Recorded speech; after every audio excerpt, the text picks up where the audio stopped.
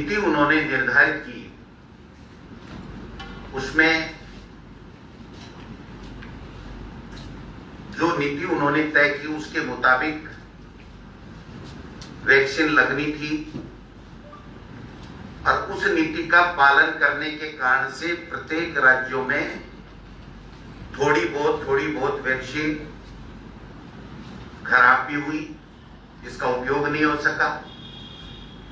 लेकिन जब दूसरी वेव आई तो जो केंद्र सरकार की जिम्मेदारी थी कि वो निर्माता कंपनियों को और लाइसेंस दे करके बढ़ा करके या विदेशों से वैक्सीन लेकर के हमारे प्रदेश के और देश के लोगों की जान बचाने के लिए वैक्सीन उपलब्ध करानी थी, वो वैक्सीन उपलब्ध कराने में केंद्र की मोदी सरकार नाकाम रही।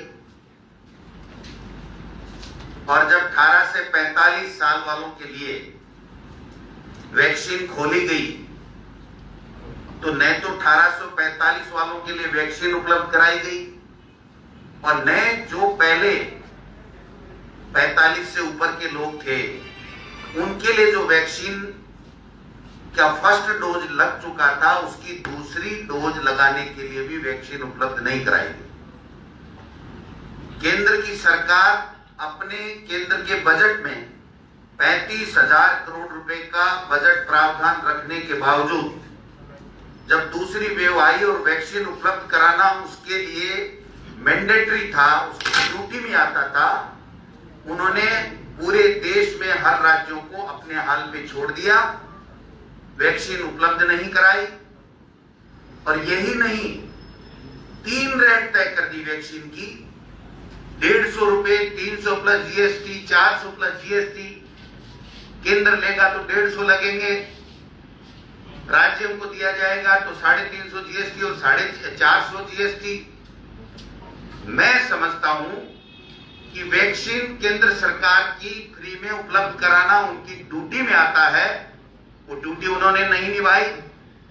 जो वैक्सीन के लिए पॉलिसी पहले बनाई वो भी ठीक नहीं थी और दोबारा जब ऑनलाइन इनरोड रजिस्ट्रेशन कराने की जो नीति बनाई उसके कारण से गांव-गांव में झगड़े हुए। कोरोना की जो गाइडलाइन थी जिसके मुताबिक इकट्ठा नहीं होना है, उसके बावजूद लोग झुंड के झुंड आने लग गए। कोरोना में लॉकडाउन की जो पालना होनी चाहिए थी वो पालना भी नहीं हो पाई और गांव-गांव में झगड़े बढ़ गए, जिसके कारण से अब पुनः उनको वैक्सीन की नीति में परिवर्तन करना पड़ा। हमारे मुख्यमंत्री आदरणीय अशोक गहलोत जी ने बार बार केंद्र की सरकार को, माननीय प्रधानमंत्री जी को, माननीय गृह मंत्री जी को, माननीय स्वास्थ्य मंत्री जी को बार बार ये कहा कि आप वैक्सीन उपलब्ध कराइए, हमारा दूसरा डोज लगने की भी समय अवधि आ गई है। जब आपने 1845 के लिए 18 वर्ष से 45 के लिए कहा, उसके लिए भी लोगों ने रजिस्ट्रेशन कराया है। आपने देखा होगा कि 5 सेकंड आधा मिनट के लिए रजिस्ट्रेशन खुलता था फिर बंद हो जाता था। ऐसी स्थिति में लोगों में इतना भय का माहौल बन गया और उस भय के माहौल में जीना पड़ा। आज प्रदेश कांग्रेस कमेटी की तरफ से हम केंद्र की सरकार से ये मांग करते हैं कि आप फ्री में वैक्सीन उपलब्ध कराएं, तत्काल उपलब्ध कराएं। जब हमारे पूर्व प्रधानमंत्री मनमोहन सिंह जी ने और हमारी राष्ट्रीय अध्यक्ष आदरणीय सोनिया गांधी जी ने चिट्ठी लिखी तो देश का प्रधानमंत्री और भारतीय जनता पार्टी का नड्डा साहब अध्यक्ष जी उनकी चिट्ठियों का मजाक उड़ाते हैं। मनमोहन सिंह जी ने यह कहा कि अन्य कंपनियों को आप लाइसेंस क्यों नहीं देते, अनुमति क्यों नहीं देते हमारे देश में, और हमारे देश में बनी हुई आप बता रहे हैं, खुद प्रधानमंत्री जी पुणे गए थे, तो ये विदेशों से हमको क्यों खरीदनी पड़ रही है हमारे देश में बनी हुई वैक्सीन।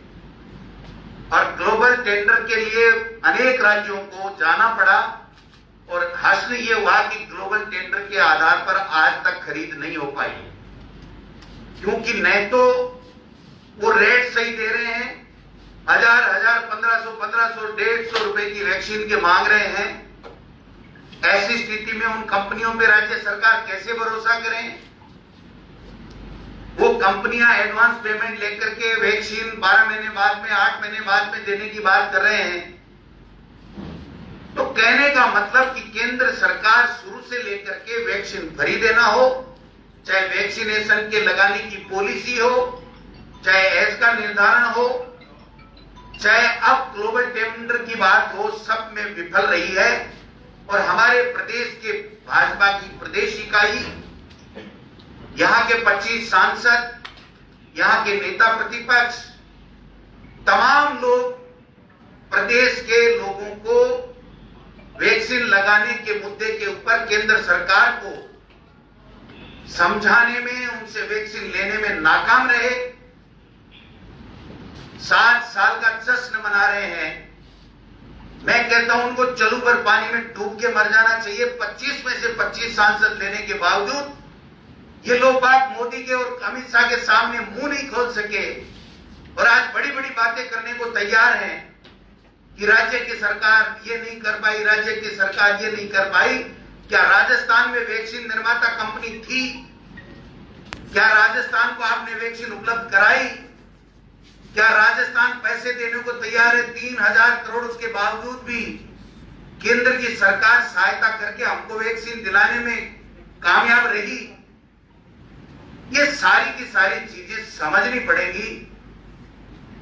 आज 7 साल के शासन के बाद में भी एक सांसद ने जाकर के मोदी जी को और अमित शाह को ये नहीं कह पाए कि हमारे राजस्थान में स्वास्थ्य सेवाओं के लिए ये चीज चाहिए, पानी के लिए पैकेज चाहिए, वैक्सीन उपलब्ध करानी है, अन्य इंफ्रास्ट्रक्चर के लिए पैसा उपलब्ध कराना है।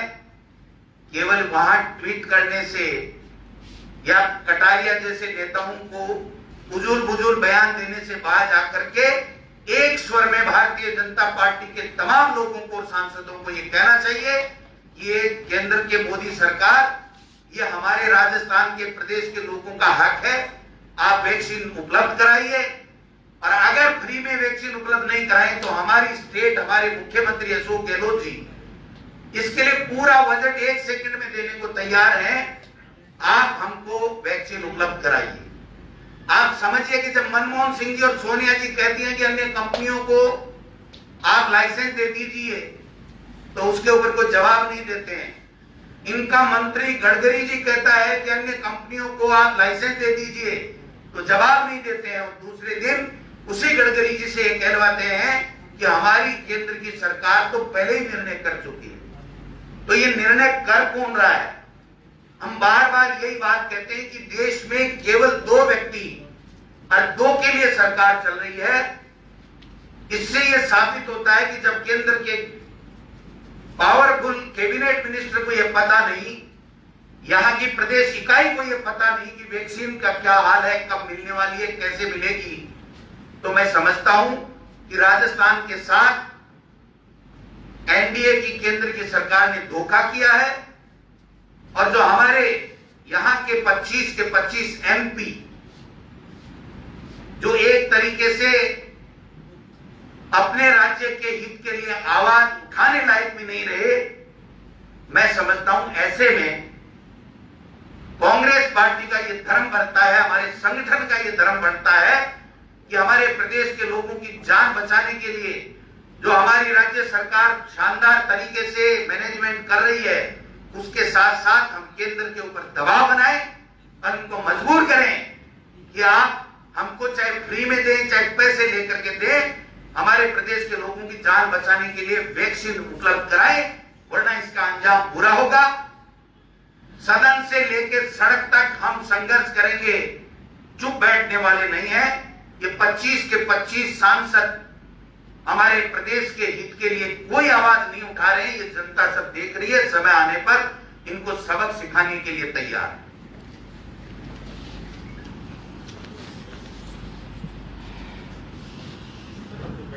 वेस्टेज को लेकर काफी कंट्रोवर्सी हो रही है। एक इन्वेस्टिगेशन भी हुई है जिसमें 8 जिलों के अंदर 25% से ज्यादा वैक्सीन वेस्टेज पाया गया है। सरकार का क्या कहना है? देखिए, जो वैक्सीन लगाने के लिए जो पॉलिसी उन्होंने दी थी वो डिफेक्टिव पॉलिसी शुरुआत से थी, यही मैंने अभी कहा। आप बताइए कि आप केवल इन्हीं लोगों को लगा सकते हो, और उस सेंटर के ऊपर अगर उस वाइल को खोला जाता है जिसमें 100 का पुड़िया है, अगर उसमें वो पात्र लोग 60 आएंगे तो 60 ही लगेगी, 70 आएंगे तो 70 लगेगी। आप जबरदस्ती किसी के लगा नहीं सकते, और दूसरा जो उनका क्राइटेरिया उसके अलावा आप लगा नहीं सकते। तो ऐसे में पूरे देश में वैक्सीन बर्बाद हुई है। हम तो 13वें राज्य हैं, 12 राज्य हमसे और ऊपर हैं जहां पर वैक्सीन का मैं समझता हूं कि काम में नहीं आई है। आप लोग लोगों को मोटिवेट करने में फेल हुए हैं कि जो 45 प्लस वाले थे, या जो हम मोटिवेट करने में फेल नहीं हुए। अगर मोटिवेट करने में फेल होते तो पूरे देश में राजस्थान नंबर 1 वैक्सीन लगाने में नहीं होता। फेल हुई है मोदी सरकार, उसकी पॉलिसी वैक्सीन देने की, लगाने की। अब 1845 की वैक्सीन की पॉलिसी उन्होंने दी, लोगों के रजिस्ट्रेशन कराने के लिए वो खोल नहीं रहे वेबसाइट, और जब लगा रहे हैं तो उसको वैक्सीन नहीं मिल रही है। और 42 दिन में दूसरा डोज लगना था, 28 दिन में लगना था, उसको बढ़ा करके 8 महीने का कर दिया। फिर नहीं देंगे तो 12 महीने कर देंगे। वैक्सीन वेस्टेज जो हुआ है उसको आप एक्सेप्ट कर रहे हैं? नहीं, वैक्सीन तो निश्चित रूप से वेस्ट हुआ है, पूरे देश में हुआ है, पूरे देश में हुआ है, क्योंकि हमारे देश के वैक्सीन लगाने की जो पॉलिसी है वो केंद्र सरकार की पॉलिसी थी, और जो केंद्र सरकार की पॉलिसी थी उसके कारण से पूरे देश में हर राज्य में कुछ न कुछ पैकेट, कुछ न कुछ वैक्सीन खराब हुई है। लेकिन मेरा ये कहना है कि हमारे राज्य ने वैक्सीन के मामले में नंबर 1 पूरे देश में ज्यादा वैक्सीन मैनेजमेंट के साथ में, बेहतर मैनेजमेंट के साथ में लगाई है, और वेस्टेज में भी 12 राज्य और ऊपर है।